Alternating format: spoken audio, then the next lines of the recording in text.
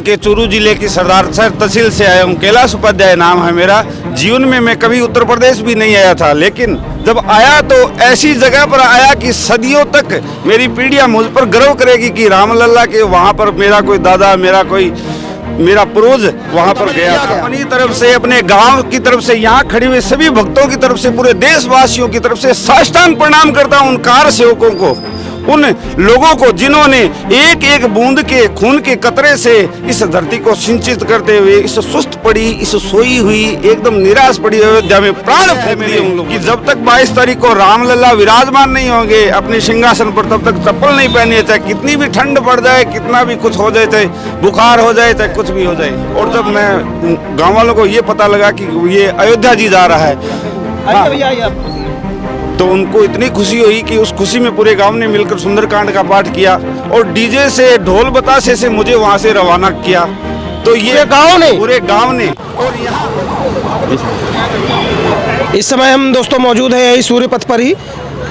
जब से social media पर सूर्य स्तंभ की फोटो आई हैं, वायरल हो रही है, लगातार लोग देख रहे हैं और उनका आकर्षण उस प्रति के छवि के प्रति बढ़ रहा है। तो हम इस समय यहीं पे ही मौजूद है। हमारे साथ यहाँ पर कुछ आए हुए तीर्थयात्री मौजूद हैं जिन्होंने जो रामलला के दर्शन के लिए आए थे। बात करेंगे कि वो कहाँ से आए हैं, कैसा अनुभव कर रहे हैं मर्यादा पुरुषोत्तम भगवान श्री राम की नगरी अयोध्या में। भाई साहब, कहाँ से आगमन हुआ? जी, मैं राजस्थान के चूरू जिले की सरदारसर तहसील से आया हूँ। कैलाश उपाध्याय नाम है मेरा। जीवन में मैं कभी उत्तर प्रदेश भी नहीं आया था, लेकिन जब आया तो ऐसी जगह पर आया कि सदियों तक मेरी पीढ़ियां मुझ पर गर्व करेगी कि रामलला के वहाँ पर मेरा कोई दादा, मेरा पूर्वज वहाँ पर गया था। क्योंकि ये बात मैं इसलिए कह रहा हूँ कि मेरे गांव से आने वाला एकमात्र मैं हूं, और जब मैं गांव वालों को ये पता लगा कि ये अयोध्या जी जा रहा है, तो उनको इतनी खुशी हुई कि उस खुशी में पूरे गांव ने मिलकर सुंदरकांड का पाठ किया और डीजे से, ढोल बतासे से मुझे वहां से रवाना किया।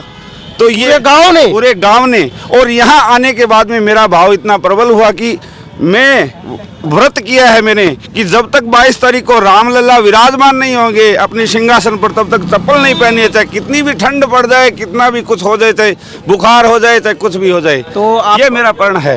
और मेरे साथी भी उधर देखिए आप। अच्छा, वो भी सभी ने नहीं, जिनकी जैसी भावना है वैसे। जी, तो ये बताइए कि क्या 22 तारीख तक आप अब यहीं रहने वाले? यहीं रहने वाले हैं। हम यज्ञ के यहाँ पे आए हुए हैं, यज्ञ के लिए रामभद्राचार्य जी महाराज के यज्ञ में भाग ले रहे हैं हम, और राजस्थान से काफी ब्राह्मण लोग आए हुए हैं। तो खासकर ये जो प्राण प्रतिष्ठा हो रही है रामलला की, उसी के लिए आए हैं। इससे पहले क्योंकि आपने बताया कि इससे पहले आना नहीं हुआ है। कभी नहीं आना हुआ, सपने में भी नहीं सोचा कि उस पावन पुनीत नगरी को जाकर देखेंगे हम।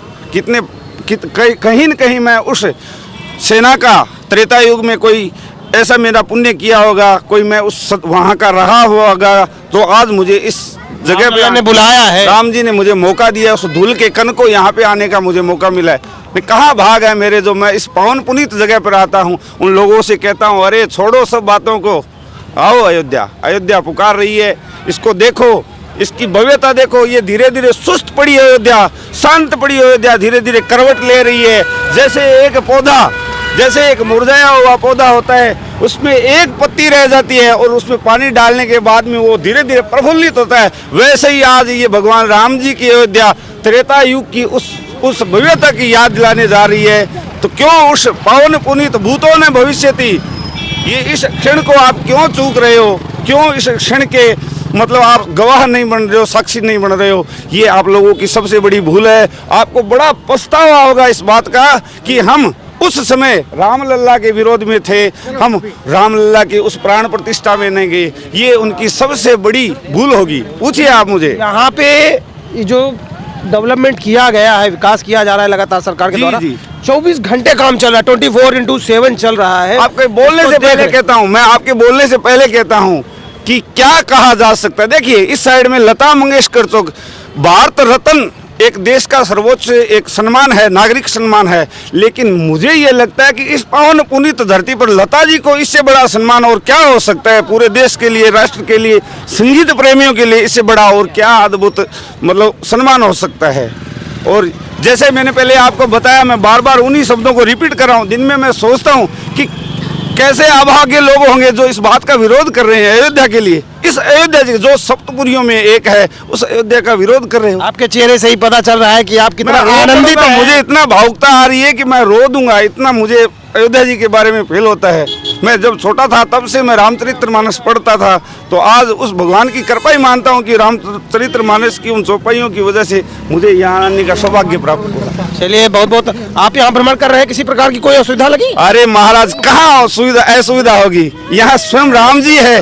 देखो, मेरा आने का एक मैं आपको किस्सा बताता हूँ, वास्तविक जो सच्चाई है वो बताता हूँ। मैं सुंदरकांड का पाठ करता हूँ गांव में, अपने फ्री सेवा होती है, कोई भी पाठ करवाए फ्री सेवा होती है।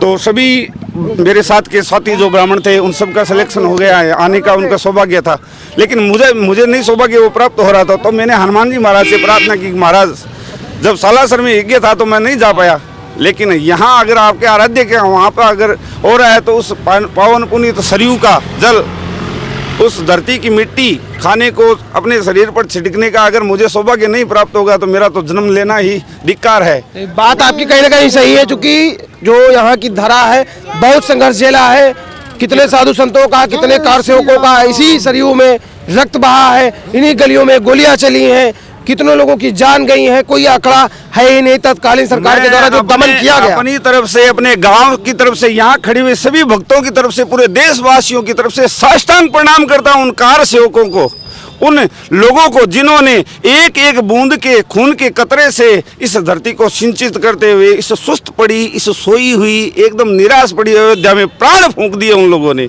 इससे बड़ी और क्या बात हो सकती है। आपकी आवाज से ही पता चल रहा है कि आप कितना अंदर से आनंदित हैं। बिल्कुल, अयोध्या के बारे में अगर बोलने का कहा जाए तो मैं सुबह कर दूं बोलने के लिए, इससे बड़ी और क्या कम पड़ रहे हैं जी।